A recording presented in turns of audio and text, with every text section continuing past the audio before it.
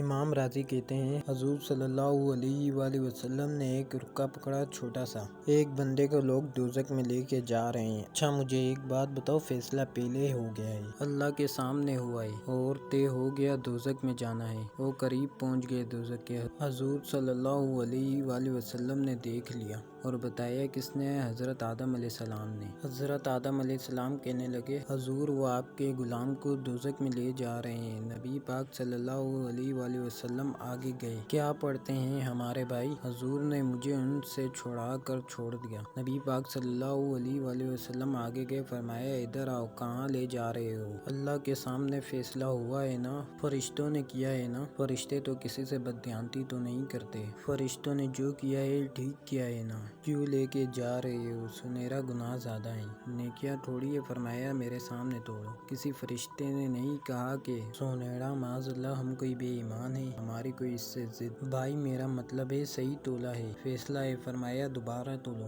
گویا رب بھی فرماتا ہے جیسا میرا محبوب کہتا ہے ویسا کر لو۔ او کوئی نہیں، دوبارہ تول لو، کوئی حرج نہیں، تول لو نا دوبارہ۔ فرشتے دوبارہ آئے گے، انہوں نے دوبارہ تولا ہے، ایک پلڑے میں نیکیاں، ایک پلڑے میں گناہ۔ اب وہ گناہ پھر زیادہ نکلے تو نبی پاک صلی اللہ علیہ وآلہ وسلم نے نا جیب سے اتنا سا رکا نکالا کہ کبھی کوئی وزن ہوتا ہے، حضور صلی اللہ علیہ وآلہ وسلم نے نیکیوں کے پلڑے میں رکھا، نیکیاں بڑھ گئی، فرشتے بھی چپ کر گئے۔ چلو بھائی جنت میں۔ میری طرح کا تھا نا پتہ سارا ہے سرکار کو، پتہ تو تھا نا اسے، تو سیدھا حضور صلی اللہ علیہ وآلہ وسلم کے قدموں میں جا لگا، کہنے لگا سنیرا میں تو ساری زندگی گناہ کرتا رہا ہے، یہ کون سی نیکی ہے؟ تو حضور صلی اللہ علیہ وآلہ وسلم فرمانے لگے چپ کر، وہ جنت کا دروازہ کھل گیا ہے، تو جا جنت میں۔ حضور صلی اللہ علیہ وآلہ وسلم رکے میں کیا ہے؟ فرمایا تو نے ایک دن درود سلام نہیں پڑھا تھا، میں نے تیرا سنبھال کے رکھا ہوا ہے، تیرا درود شریف، وہ نعرے رسالت نہیں تو نے لگائے تھے، وہ تو کھل کے میرے تذکرے، میں نے تیرا سنبھال لیا ہے، دوزخ میں تو کیا میرا سایہ بھی نہ جائے،